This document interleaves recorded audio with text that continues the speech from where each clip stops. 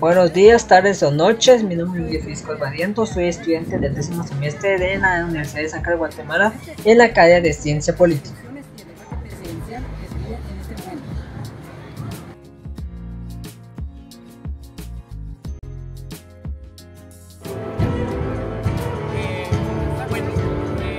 Para empezar a hablar de las elecciones, siempre hay que contar la historia con el compañero Jeffrey Barrientos y su servidor. Pues estamos haciendo un foro que nosotros lo vamos a denominar honestidad para una historia.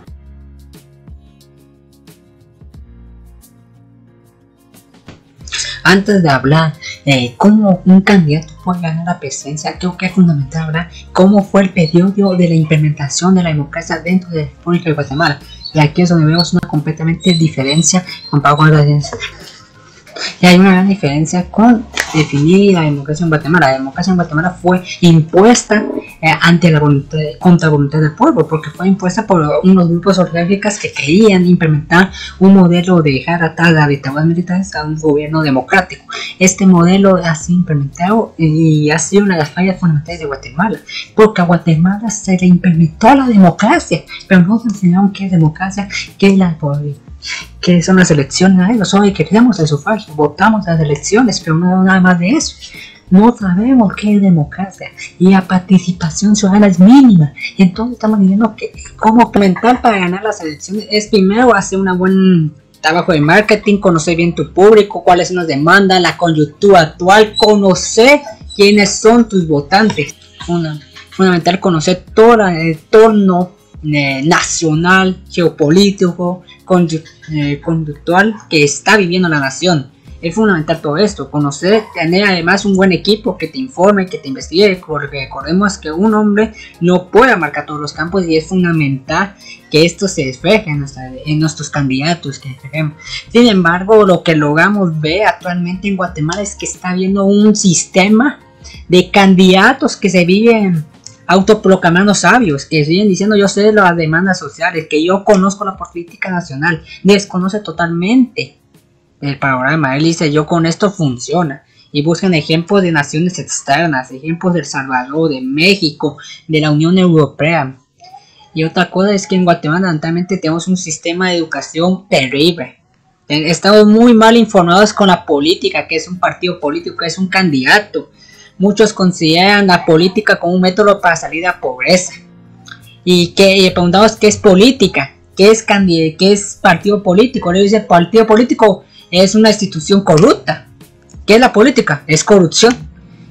Aquí estamos mal enfocados desde un principio. Consideramos la política como la corrupción, estamos mal hechos. La política es la ciencia social que estudia los campos económicos, sociales, campos coyunturales, campos nacionales, de relaciones internacionales, campo medioambiental. Estamos viendo la política abarca todo el panorama interno, externo, internacional del país.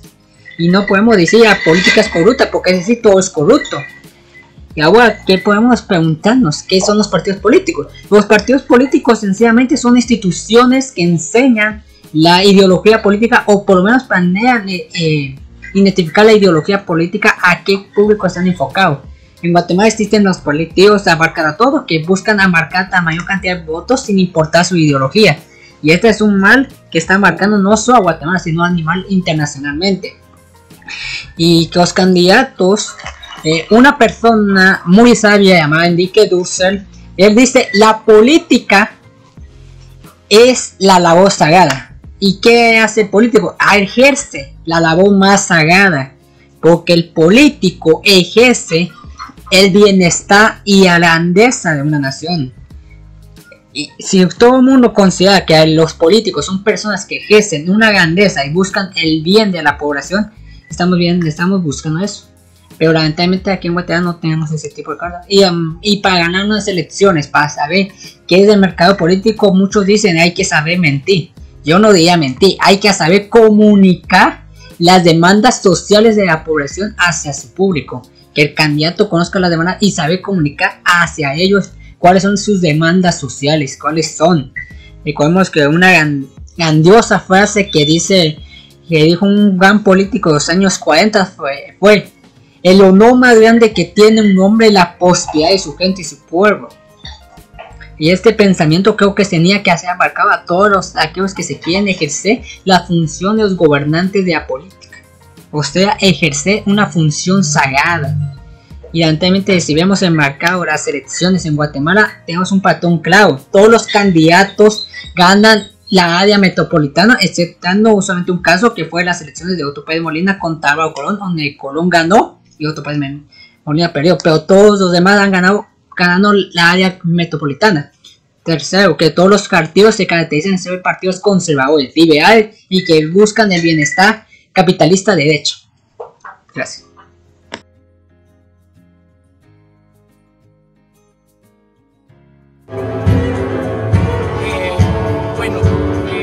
Para empezar a hablar de política, de las elecciones, pues siempre hay que contar con la historia.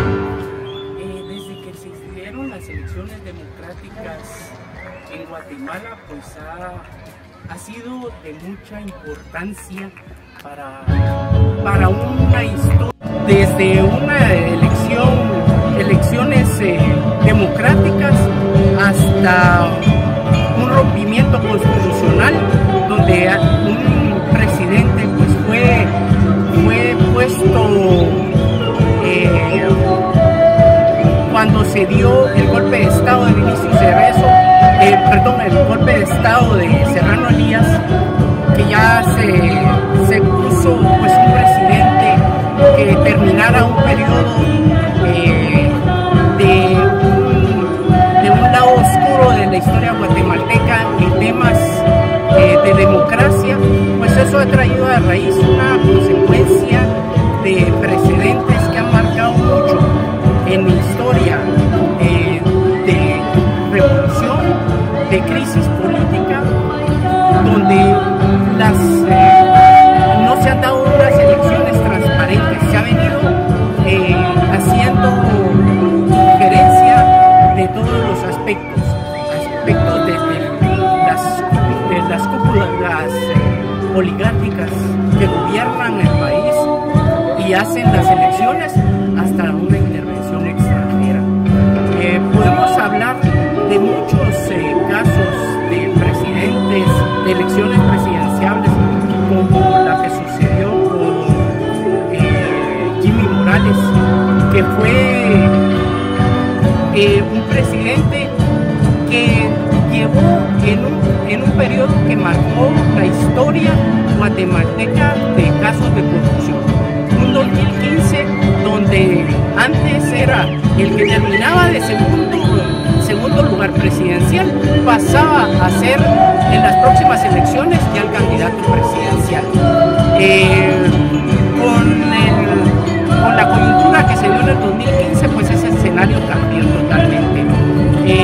El caso de Jimmy Morales, pues fue este caso, un presidente que no era conocido, donde nadie en las encuestas pues no figuraba como un candidato en los primeros lugares, pero sorpresivamente pues quedó como presidente.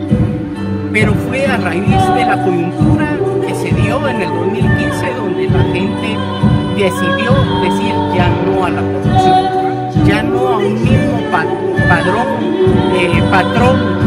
de elecciones que se venía marcando la historia, a un nuevo comienzo, donde las elecciones dieron un giro totalmente diferente y se pudo seguir ese patrón, ya como siguió el caso del doctor Alejandro Yamatei, que fue el mismo patrón de la coyuntura de un país, de un gobierno que su política era cero corrupción, y no fue así, a un presidente que siguió el mismo patrón, diciendo el mismo discurso, que cero corrupción, y se dio el mismo caso. Ahora con este candidato presidencial se está cumpliendo la misma historia. Un candidato volvamos al tiempo de Jimmy Morales, que venía figurando en los últimos lugares, que nadie, no despertaba ninguna expectativa de favoritismo, y quedó como candidato ya elegido. Este candidato pues ha venido también trabajando el mismo patrón de cero corrupción, pero la coyuntura que está viviendo este presidente electo, el presidente Arévalo, está marcando otra historia en nuestro país, una historia donde están los dos pesos. Está la batalla legal y la batalla por la fuerza. Estamos viendo donde los recursos legales están haciendo que se voten unas elecciones, y está el poder del pueblo, donde el poder del pueblo está diciendo respetar el voto, y está la otra parte legal que está por investigarse a un partido que en teoría llegó fraudulento a cambiar un poco la historia guatemalteca.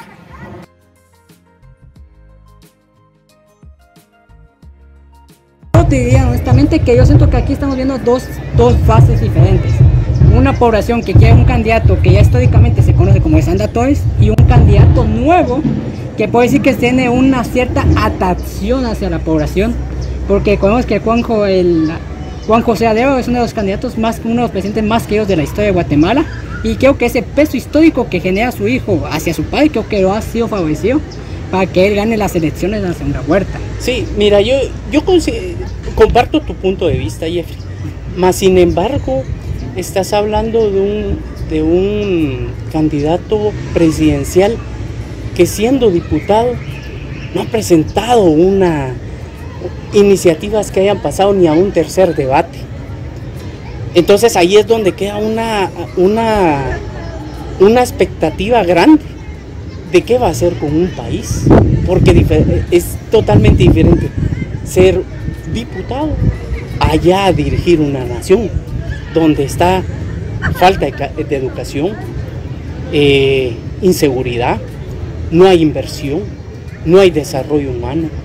Entonces es una gran expectativa que le queda al candidato Arévalo, a diferencia de, yo te puedo compartir de mi expectativa que tenía hacia Sandra Torres, porque era una persona que ya hizo gobierno. Si bien es cierto, es un gobierno que se vio plagado de muchas carencias y dificultades de corrupción, pero más sin embargo se llevó a generar lo que se le llama bolsas solidarias. Es un botín político, pero se ha quedado. Entonces ahí es donde hay un poco de pensar a lo que puede hacer Arévalo. Mira, yo siento que la figura de Arévalo, como tú dijiste, es que quizás no tiene esa percepción, pero recuerda que él usó la figura del diputado Lucas Sabio del partido Semilla. Él usó, y él fue su primer apoyo político para ganar las elecciones. Recordemos que ese diputado ha sido el diputado que más oposición ha generado en el Congreso. Es muy querido en San Carlos por varios videos que han sacado donde él ha sido un opositor hacia la toma de Guatemala, hacia la usurpación de toda la Universidad de San Carlos. Yo siento que esa figura que él estuvo atrás de él impulsó las elecciones de Arévalo. Ahora en el caso de Sandra Torres, como tú dijiste, Sandra Torres ya tiene historial, ya tiene muy querido, pero recordemos que ella tiene una gran oposición política hacia la población, más que todo porque su partido, la UNE, es el partido más acusado de acusaciones de corrupción, partido que ha generado más apelaciones a favor de ellos. Recordemos que también fue uno de los partidos que más apoyó la sacada de ACICIC en Guatemala. Fue un partido que ha estado involucrado en temas como el caso del Transurbano, donde estuvo participando su ex esposo Álvaro Colón. Yo siento que todo ese peso que ya lleva el partido ha sido como que aparte de negativa que ha traído a Sandra Torres. Sí. Y la verdad es que también podemos recordar que Guatemala es un país machista. Sí. Así que en la historia de ser una mujer, sin ofender a las mujeres, siento que ese peso aún sigue generando en que un hombre no quiere ver a una mujer como presidenta, representante de la nación. Sí, bueno, ¿y qué pensás que va a ser el papel que va a figurar Arevalo? Si bien es cierto, es alguien que viene un partido sin experiencia, sin que haya tenido una posición significativa en el Congreso, donde hubo bisagras adentro de su propio partido, con la salida de varios diputados de él, y anuado a eso, trayendo diputados tránsfugas, como el caso de Andrea, que Andrea viene de un partido de Alfonso Portillo, un corrupto confeso, y ella es una de las que está figurando en el partido de Arevalo. Entonces está la expectativa, Jeffrey, ¿qué va a pasar? ¿Qué va a suceder? Aparte de la coyuntura que estamos viviendo, el debate, ¿va a tomar posesión o no? ¿Qué pensás? Mira, yo te diría en ese caso que sí es cierto. Recordemos que el diputado que ha sido más popular en el partido Semilla ha sido que para esos candidatos prófugos o que cambian de partido son un crimen. Y justamente es lo mismo que ha cometido. Yo diría que Semilla representa la democracia moderna que vive Guatemala. Una democracia que es de papel visual, porque al final es un partido que se ha llamado como partido incorrupto, de anticorrupción y todo. Sin embargo, trae miembros de otros partidos, trae personas que, como vos dijiste, que quizás académicamente están preparadas, pero no conocen el campo político o ejercen poco. Incluso te diría que con la coyuntura actual que ha surgido, con las manifestaciones que han sucedido en estas últimas semanas, el partido Semilla se ha fortalecido.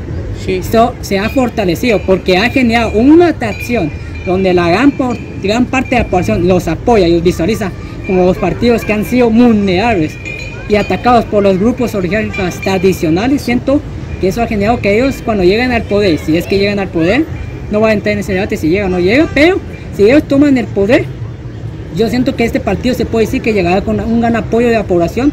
Incluso pueden utilizar esos mismos poderes para generar una presión hacia los demás partidos, como diciendo, aquellos que se oponen a nosotros están a favor de la corrupción.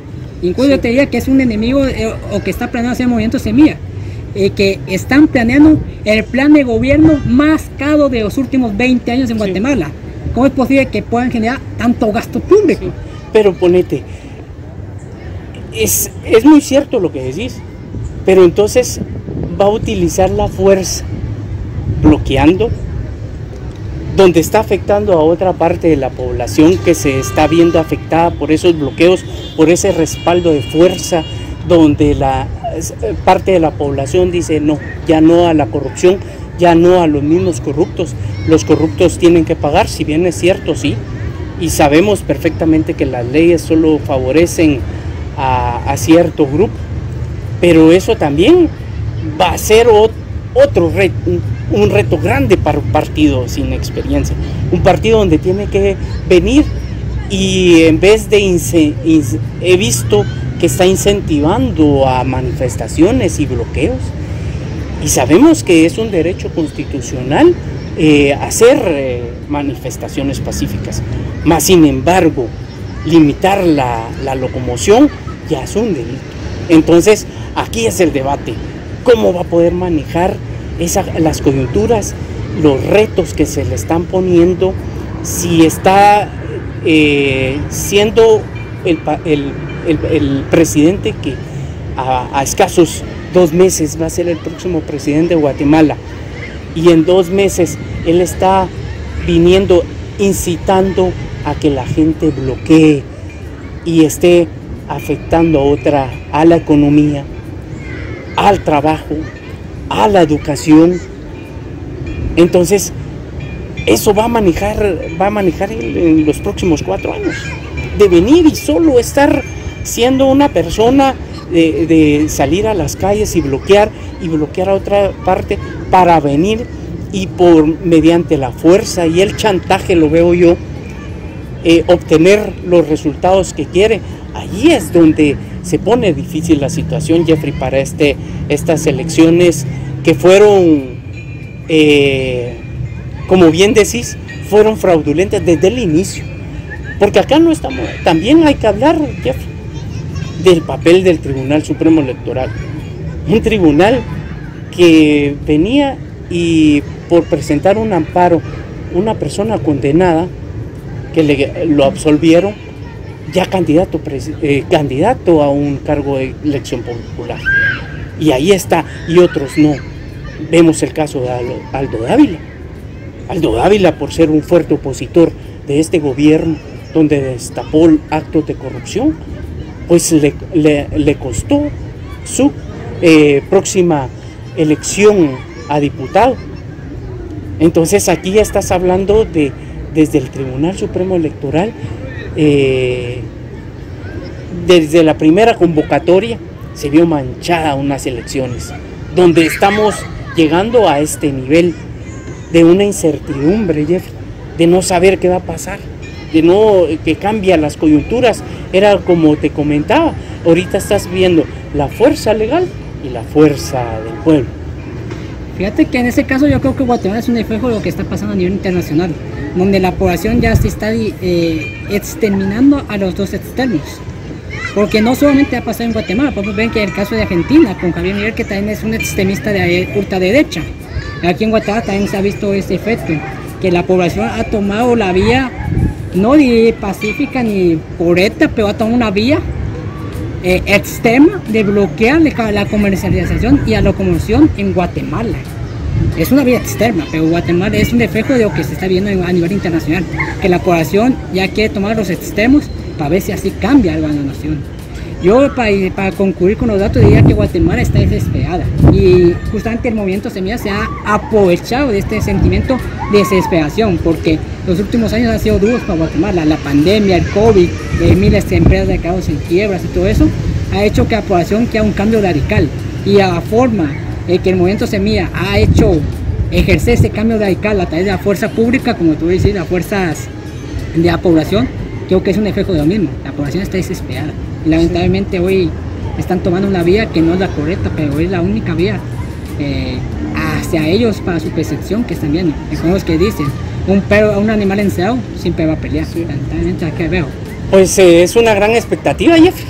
Ya con eso pues estamos ya concluyendo con esta presentación.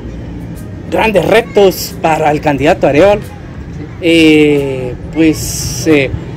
Como una persona que perdió, siempre pierde en la segunda vuelta, pues sigue ese patrón de Sandra Torres. Entonces esperemos a ver qué pasa aquí a 2 meses, porque todos los días cambia, Jeffrey. Todos los días está cambiando esta situación y es de esperar qué va a pasar el día de mañana. Como te decía al principio, la gran pregunta: ¿va a tomar posesión o no?